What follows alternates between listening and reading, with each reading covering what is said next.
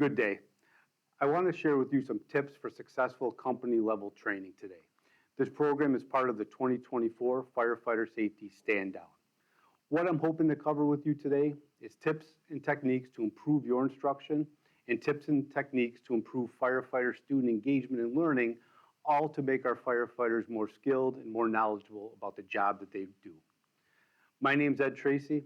I've been a member of the fire service for over 30 years. I've worked with OFPC as an SFI for the last 25. I'm currently a captain in the Rochester, New York Fire Department, besides serving as an instructor and professor at a couple different institutes of higher education. Design this training program for anybody that might find themselves in the role of being an instructor at the company level. This could be the company officer, the firefighter conducting training, senior firefighters, training managers. Throughout this program, I use the term drill. When I use drill, I could mean any training session.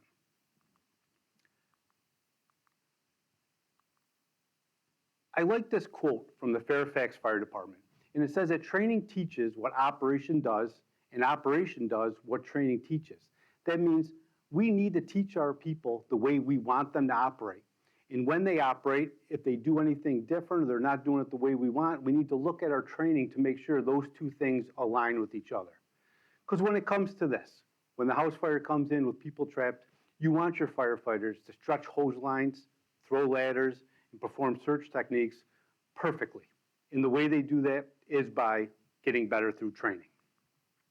The 6 tips I want to talk about today are write an objective, design the drill, prepare for the drill, use good instructional technique, engage the students, and allow time for practice and application. The first tip, write an objective, is the beginning of our journey. Here we start with a rough idea. What do you think the training session is going to look like? We have all sorts of options to look at. We have mandatory training. We have our required or 101 hours on the career side. Maybe your department got a new piece of equipment. Maybe procedures have changed or procedures need to be looked at again. Maybe it's just simply refresher training that we need to go over again. Maybe something happened in our district. We need to pre-plan or look at some new construction. Often I hear from other firefighters and officers, I don't know what to train on. So at this point, I want to offer some suggestions for brainstorming. And remember, all these NFPA standards, typically we don't read them from A to Z, but each of them have JPRs in them. Those job performance requirements tell us exactly what we want our firefighters, our officers to be able to do. So by going through the 1400 stuff, the training stuff, we can get some ideas on how to train better. Remember, in a couple of years, these are all going to come under the NFPA 1400 umbrella.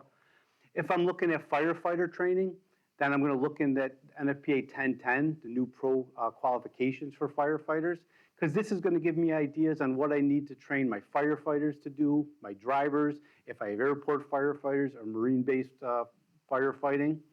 If my drill is going to be technical rescue in nature, I'm going to look at NFPA 2500, which is going to give me some information on technical rescue operations and on the professional qualifications for technical rescuers.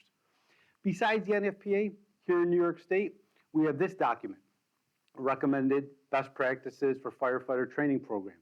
Again, if you're drawing a blank and don't know what to do for the company level drill, look at this couple-page document because this contains core competencies for what we expect exterior firefighters or interior firefighters, apparatus operators, incident commanders, and training instructors to be able to do. Once I have an idea of what the drill is going to look like, I ask myself 3 questions, and I pose that you do this too. Ask yourself, what do I want the student or the firefighter to know or do? What do I need to make the drill happen? And lastly, how do I know that they know what I want them to know? Or put simply, how do we know the drill's done and they're better at the skill or the knowledge parameters that I set forth? As I'm putting together the objective, this is where I start thinking about the environment. Is this something I'm going to have to do hands-on, or is it something we could do at the coffee table? Is this a classroom training session, or is it something we could do at the back of the apparatus on the tailboard? Anybody that's taken an instructor course in New York State has seen this way to write an objective.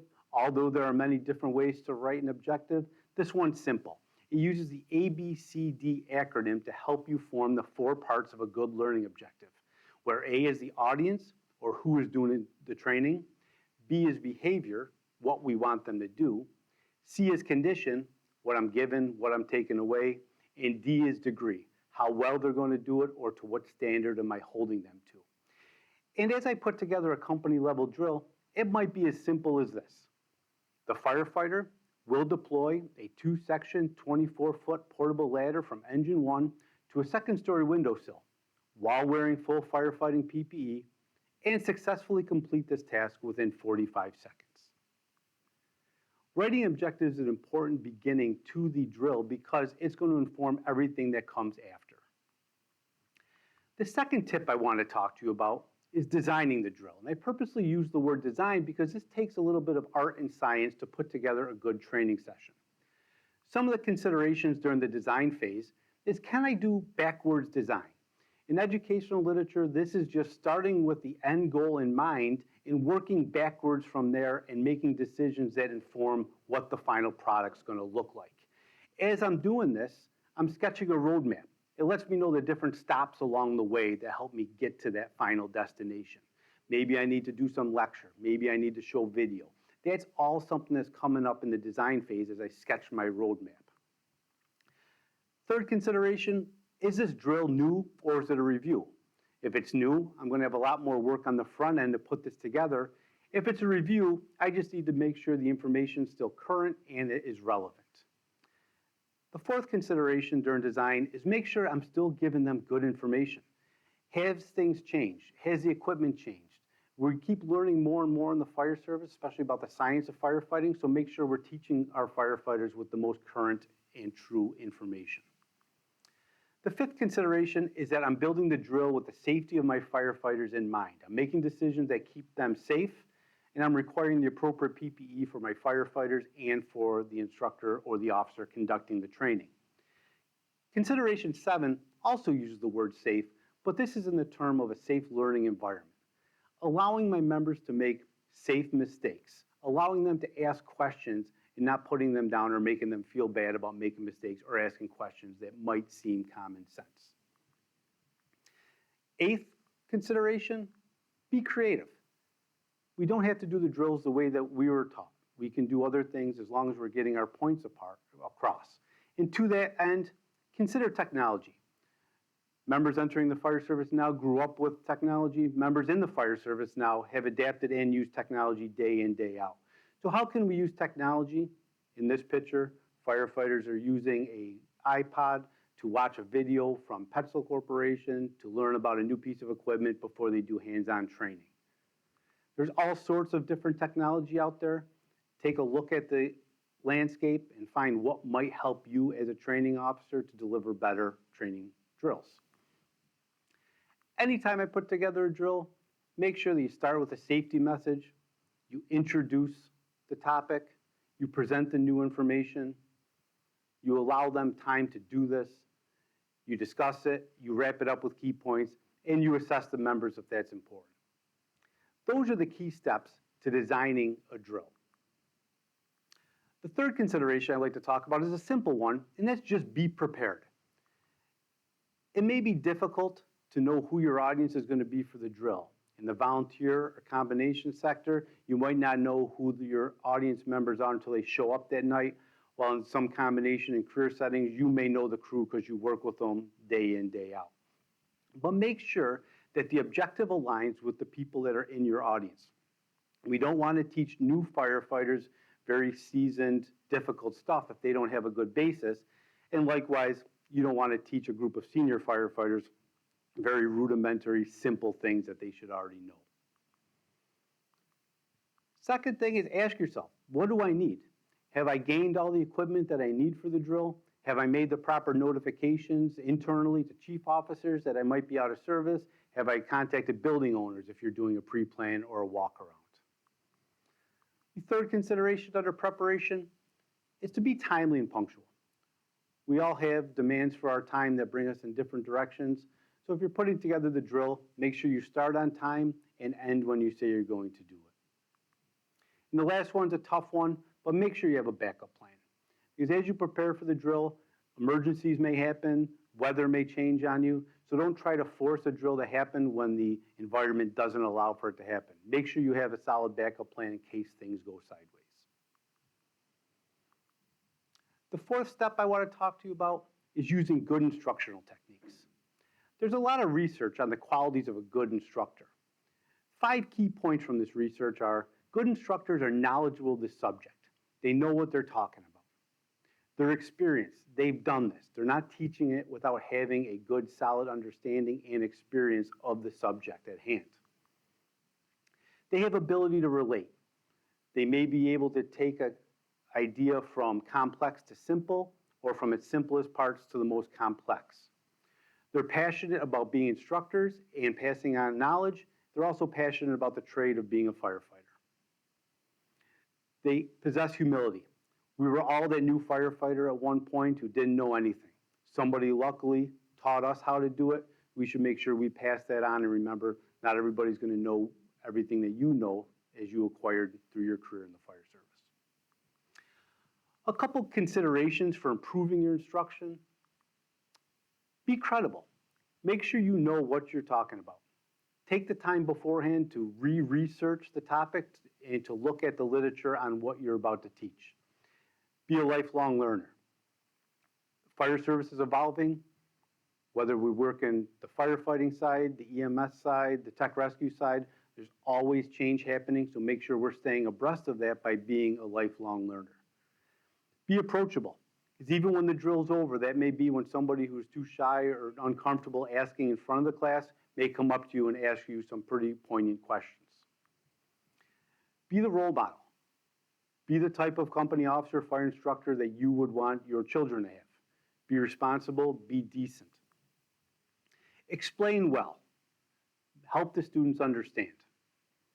We know that adults like feedback in the learning environment. Feedback can be as informal as a pat on the back saying you're doing a great job, keep it up, to a written assessment outlining the pluses and minuses of their attempts. Make sure that you incorporate feedback into your drill. Then a concept I love from higher education is we used to think of the teacher as the sage on the stage, the person up front with all the knowledge, sharing their information as it fills our brains. Now the concept has sort of changed from sage on the stage to the guide on the side. How do you not put yourself up as a teacher in front, but on the side and facilitate learning? Allow students to make mistakes. Allow students to figure stuff out by themselves to facilitate deeper understanding on their end. Always look for new tools to teach. There's a lot of information out there, good and bad, on the web. Make sure that we use that to improve our learning environment for our students. Problems do happen. Handle them appropriately. Remembering adults have something to lose in the classroom. They have prides, they have egos. You don't want to put them down and make them check out of the learning. Lastly, have fun. A couple of the common pitfalls, we could probably list some bad instructional events that we've all been part of, but when the company officer or the instructor is unprepared, they're unorganized, they're simply reading from the slides, lose sight of the objectives and start talking about things that weren't even relevant, use inappropriate communication or don't take it seriously. We know what we don't like in an instructor, so make sure you don't adopt those techniques. The fifth tip I want to talk about deals with student engagement. Remember that the members of the fire service come to us with all different learning styles and preferences. People learn through different methods. Some like certain instructional techniques more than others. Some firefighters will pick things up quickly. Some may be slower to catch on. Remember, every student has a whole bunch of different characteristics when they are in front of you at the company level drill. But a couple of major principles to keep in mind align with adult learning theory. And that is, adults are going to ask questions. They need to know what, how, and why. They want to know how this is relevant to their workplace. Adults are self-directed learners. They can look stuff up. They can figure out problems on their own. Adults come with prior experiences, which they can build upon. Adults like to solve problems. Adult learning that's problem-oriented tends to be more successful training. Adults require feedback, as I mentioned before. Either informal or formal is great. And adults learn differently. Some are going to want to make mistakes, figure it out on their own. Others will want to read the book first, then go out and do it. Learn your people. So to improve student engagement, you could ask a couple questions. What do we know about student engagement, and what can we do about it? So what we know, and this works to our advantage. Firefighters like to do things that are hands-on and evolved. So when we build drills that do just that, they tend to be on the successful side. Firefighters like to find answers and seek out information. And then something that's happening across the adult learning world is considerations of attention span. How long can we gain our students' attention? And I'm sure if I asked or put a poll out, people would have everything from 1 second to an hour. So let's talk about some of the research on attention span. We've probably seen this, and this should be heartbreaking to you. It says that in 2000, our attention span was 12 seconds, but by 2013, our attention span was 8 seconds, less than that of a goldfish. While this should be heartbreaking, we need to know what they're asking in the research question. And this research comes from how long somebody would wait for a web browser to open up. And this makes sense. If you were around in 2000 waiting for Netscape to open up, you're not going to wait as long as you are in 2013 or 2024 for a web browser to catch up. That makes sense. As instructors, this is probably a better gauge of what the modern adult attention span is. A TED Talk is limited in time to no more than 18 minutes. And this isn't an arbitrary number they chose just to limit how long their conversations can be, but the TED Talk is based on cognitive science and the idea of cognitive load. This is how much new information that we can take and store in our brains before it either becomes too much, or how much information, how many facts we can remember that we are going to remember and not going to forget if we don't rehearse it. So this makes more sense. So if I'm thinking about attention span as an instructor in the 2024, I'm probably looking at moving things around every 18 to 20 minutes so I don't cognitively overload my students. I like this video. While it's a kid, it shows attention span can vary. On the one side, we have them watching a math video. On the other side, the exact same student is watching Star Wars. Which one do you think they're going to be more interested in?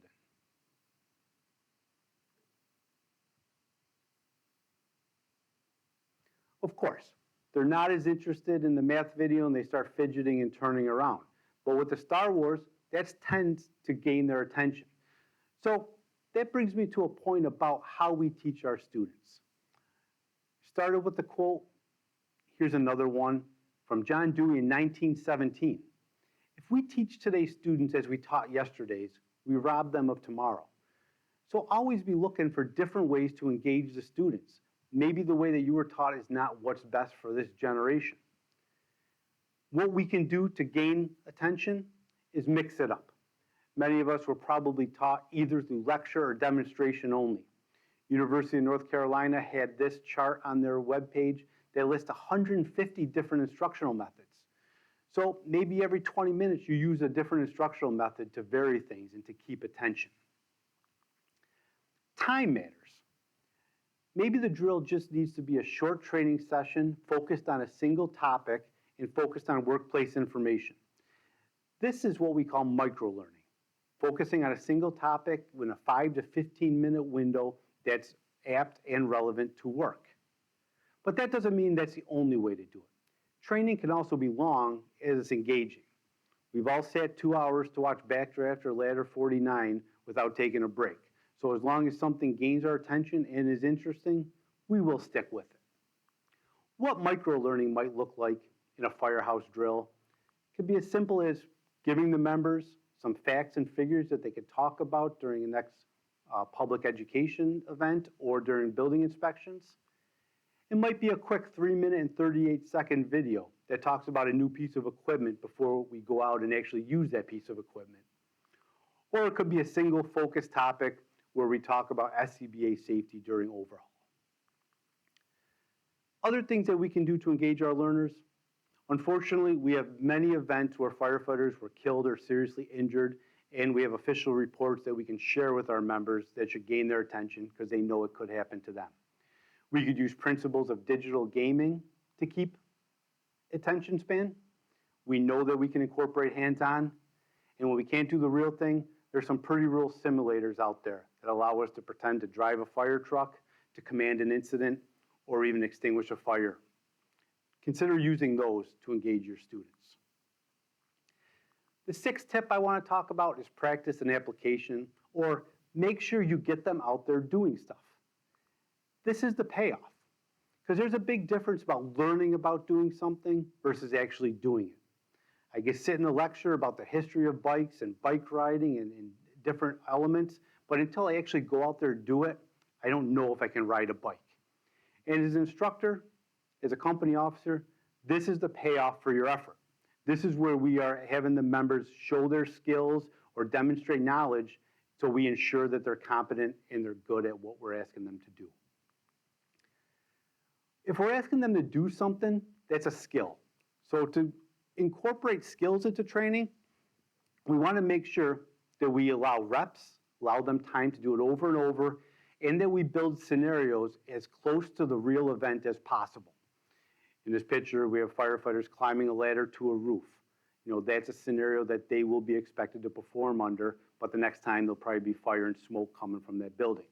So when we're talking about skills, get them doing it over and over again in as real world scenarios as possible.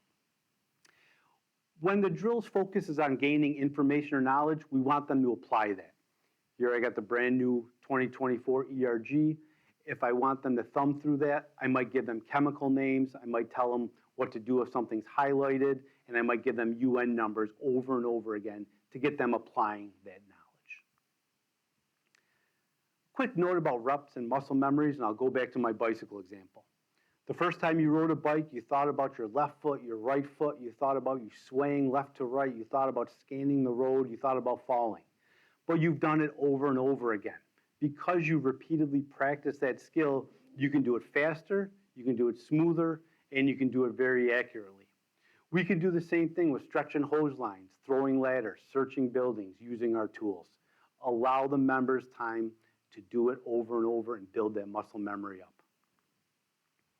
When I started this, I started with a quote from Fairfax. I'd like to end with a quote from FDNY. As you walk into the New York City Fire Training Academy, you see, "Let no man's ghost come back to say my training let me down." What we do is important. What we do matters.